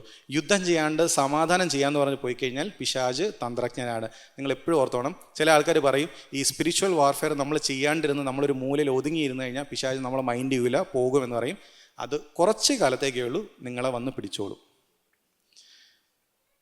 സീരിയസ്ലി പറയുകയാണ് നിങ്ങൾ വരുന്നത്. കാരണം പിശാച് നമ്മൾ ഓരോരുത്തരും വിലപ്പെട്ടവരാണെന്ന് പിശാചിന് നന്നായിട്ട് അറിയാവുന്നതുകൊണ്ട് നിങ്ങൾ ഒതുങ്ങി നിൽക്കുമ്പോഴത്തേക്ക് പാവം സ്വർഗത്തിൽ പോയിക്കോട്ടെ, അവനെ വേണ്ട എന്ന് പറഞ്ഞ് വിടത്തൊന്നുമില്ല. അത് നിങ്ങൾക്ക് തോന്നുന്നതാ. അത് ആരോ നിങ്ങളെ പറഞ്ഞ് പറ്റിച്ചതാ. നിങ്ങളെ ഏൽപ്പിച്ചിരിക്കുന്ന യുദ്ധം നിങ്ങൾ ചെയ്തേ പറ്റൂ. അതിനാണ് ദൈവം നമ്മളെ വിളിച്ചത്. ഓക്കെ, ഈ 3 പോയിന്റ്സാണ് എനിക്ക് നിങ്ങളോട് പറയാനുള്ളത്. പിന്മഴയെ ദൈവം എന്തായാലും അയക്കും. പിന്മഴ വരുമ്പോൾ നമ്മൾ തയ്യാറായിട്ട് നിന്നാൽ മാത്രമേ ആ ഒരു വളർച്ചയുടെ പൂർത്തീകരണത്തിലോട്ട് നമുക്ക് എത്താൻ പറ്റത്തുള്ളൂ. 3 കാര്യങ്ങൾ പറഞ്ഞു. 1, നമ്മുടെ ഉള്ളിൽ വിത്ത് വിതയ്ക്കപ്പെട്ടിട്ടുണ്ടാവണം. 2, ഒരു മുൻമഴയുടെ അനുഭവം ഉണ്ടാവണം. 3, വളർച്ച. ഡെയിലി നമുക്ക് ഉള്ളിൽ ഒരു വളർച്ച ഉണ്ടാവണം. ഈ ഒരു 3 പ്രോസസ്സ് നമ്മുടെ ഉള്ളിൽ നടക്കുന്നുണ്ടെങ്കിൽ പിന്മഴ ദൈവം വിശ്വസ്തനാണ്. ദൈവം എന്തായാലും പിന്മഴ അയക്കും. ആ പിന്മഴ നമുക്ക് വളർച്ചയുടെ പൂർത്തീകരണത്തിലോട്ട് നമ്മളെ കൊണ്ടെത്തിക്കും. ഒരു പോയിന്റും കൂടെ ഞാൻ ഒന്നും കൂടെ റിപ്പീറ്റ് ചെയ്തിട്ട് ഞാൻ നിർത്തുവാണ്. പിന്മഴ വരും. പിന്മഴ വരുന്ന സമയത്ത് നമ്മുടെ ഉള്ളിൽ വിത്തില്ലെങ്കിൽ അവിടെ എന്ത് സംഭവിക്കും? കള പെരുകും. നന്മയ്ക്കായിട്ട് ദൈവം നമുക്ക് അയക്കുന്ന സാധനം നമ്മുടെ ഉള്ളിൽ വചനം ഇല്ലെന്നുണ്ടെങ്കിൽ എന്ത് സംഭവിക്കുക? അവിടെ കളയായിരിക്കും വരുന്നത്. ഇനി വേറെ എന്തെങ്കിലുമൊക്കെയാണ് വിതച്ചിട്ടിരിക്കുന്നതെങ്കിലോ, നമ്മുടെ വീട്, നമ്മുടെ കാറ്, നമ്മുടെ മക്കളൊക്കെയാണ് വിതച്ചിട്ടിരിക്കുന്നതുണ്ടെങ്കിൽ അതായിരിക്കും വളരുക. ദൈവരാജ്യമോ അല്ലെങ്കിൽ ദൈവത്തിന് അനുരൂപമായിട്ടോ നമ്മൾ ഒരിക്കലും എന്ത് ചെയ്യത്തില്ല? വളരത്തില്ല. അതുകൊണ്ട് നമ്മളും പ്രാർത്ഥനയോടുകൂടെ ആയിരിക്കാം. കർത്താവിൻ്റെ വരവ് ഏറ്റവും അടുത്തിരിക്കുന്ന ഒരു കാലഘട്ടത്തിലാണ് നമ്മളായിരിക്കുന്നത്. ദൈവം നമ്മളെ അതിനായിട്ട് നമുക്ക് ഒരുങ്ങാം. നമ്മുടെ ഫോക്കസ്, നമുക്ക് ഒരുപാട് കാര്യങ്ങൾ നമുക്ക് ഡെയിലി ചെയ്യാനുണ്ട്. ഒരുപാട് ഉത്തരവാദിത്തങ്ങൾ നമുക്ക് എല്ലാവർക്കും ഉണ്ട്. ഇതിനു മുമ്പ് എനിക്കൊന്ന് ഒരു വർഷത്തിന് മുമ്പാണ് തോന്നുന്നത്, ഞാൻ ഇതുപോലൊരു മെസ്സേജ് ഞാൻ പറഞ്ഞിട്ടുണ്ടായിരുന്നു. ഉപജീവന ചിന്തകളെക്കുറിച്ച് എന്നൊരു മെസ്സേജ് അല്ല, ഒരു ചെറിയ എക്സോട്ടേഷനാണ്. 10 മിനിറ്റോ എന്തോ ഉണ്ടായിരുന്നുള്ളൂ. അപ്പോൾ അത് യൂട്യൂബിലിട്ടിട്ട് ഞാൻ കുറച്ച് നാൾ കഴിഞ്ഞപ്പോഴത്തേക്ക് ഞാൻ കയറി നോക്കിയപ്പോൾ എൻ്റെ താഴെ ഒരാളുടെ കമൻറ്റ് ഇട്ടിരിക്കുന്നു, ഇയാൾക്ക് നല്ല ജോലിയൊക്കെയാണ്, അതുകൊണ്ട് ഇയാൾക്ക് എന്തും പറയാമെന്ന്. ദൈവകൃപയാൽ ദൈവം എനിക്കൊരു ജോലി തന്നിട്ടുണ്ട്. പക്ഷേ ജോലിയുള്ള ആൾക്കാർക്ക് ആർക്കെങ്കിലും നാളത്തെക്കുറിച്ച് വിചാരമില്ല എന്ന് നിങ്ങൾ വിശ്വസിക്കുന്നുണ്ട്? ഇല്ല, എല്ലാവർക്കും ഉണ്ട്. ഏതെങ്കിലും ഒരു തരത്തിൽ എല്ലാവർക്കും നാളെക്കുറിച്ച് വിചാരമുണ്ട്. അതുകൊണ്ട് ജോലി ഉണ്ടോ ഇല്ലേ എന്നുള്ളതോ ഒരു എന്താ പറയുക ക്രൈറ്റീരിയ അല്ല. ഏത് സാഹചര്യത്തിലാണ് നമ്മളായിരിക്കുന്നുണ്ടെങ്കിലും ദൈവത്തിന് വേണ്ടി നമുക്ക് ഒരുങ്ങാം, ദൈവത്തിന് വേണ്ടി നമുക്ക് പ്രവർത്തിക്കാം. കർത്താവിൻ്റെ വരവിൽ നമ്മളെല്ലാവരും കാണപ്പെടണം. അതാണ് ഏറ്റവും വലിയ കാര്യം എന്ന് പറയുന്നത്. അതിനുവേണ്ടി കർത്താവ് നമ്മൾ ഓരോരുത്തരെയും ഒരുക്കട്ടെ. ഈ വചനങ്ങൾ ദൈവം നിങ്ങൾ ഓരോരുത്തരെയും അനുഗ്രഹിക്കുമാറാകട്ടെ. ഇന്ന് കേട്ട ഈ സന്ദേശം തീർച്ചയായിട്ടും നിങ്ങൾക്ക് അനുഗ്രഹമായിരുന്നു ഞങ്ങൾ വിശ്വസിക്കുന്നു. ഒരുപക്ഷെ നിങ്ങൾ ഇതുവരെയും ഈ ചാനൽ സബ്സ്ക്രൈബ് ചെയ്തിട്ടില്ലെങ്കിൽ ദയവായി ഇപ്പം തന്നെ ഒന്ന് സബ്സ്ക്രൈബ് ചെയ്യുക. ഈ സന്ദേശം മറ്റു ചിലർ കൂടി ഒന്ന് ഫോർവേഡ് ചെയ്ത് കൊടുക്കുക. നിങ്ങൾക്കിത് അനുഗ്രഹമായിരുന്നെങ്കിൽ തീർച്ചയായിട്ടും അത് മറ്റുള്ളവർക്കും ഒരു അനുഗ്രഹമായി തീരുവാൻ അത് കാരണമായി തീരും. God bless you.